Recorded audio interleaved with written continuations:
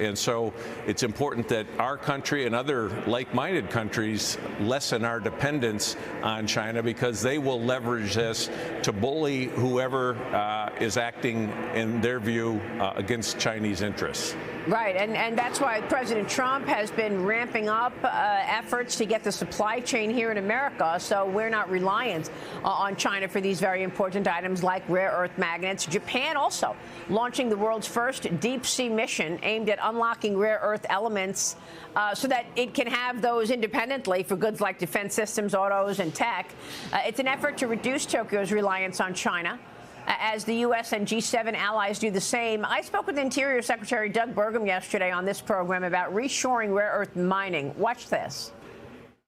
President Trump in this administration very focused on not just drill baby drill, but map baby map and mine baby mine. We've got to get ourselves back in the mining industries in this country, and that includes the rare earth minerals and the critical minerals we need for automotive, for defense, for high tech.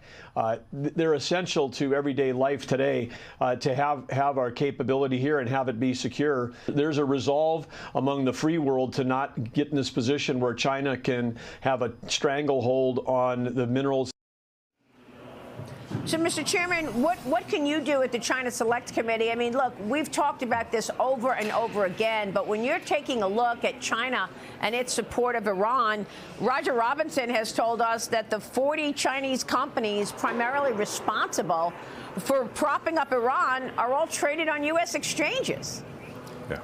Well, that's a problem that we need to address. That problem. We've been highlighting that issue because we don't want America's taxpayer dollars, investor dollars going to prop up Chinese companies that partner with their defense, with the CCP's malign activities, slave labor, all those areas.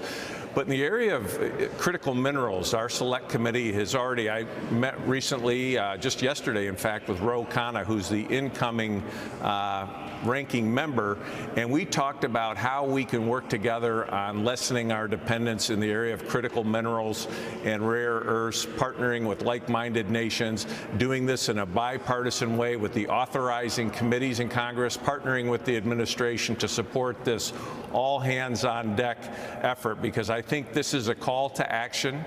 When China threatened cutting off rare earths from the entire world, that was our wake-up call, and we need a call to action for the American people, the private sector, the public sector working together to solve these problems.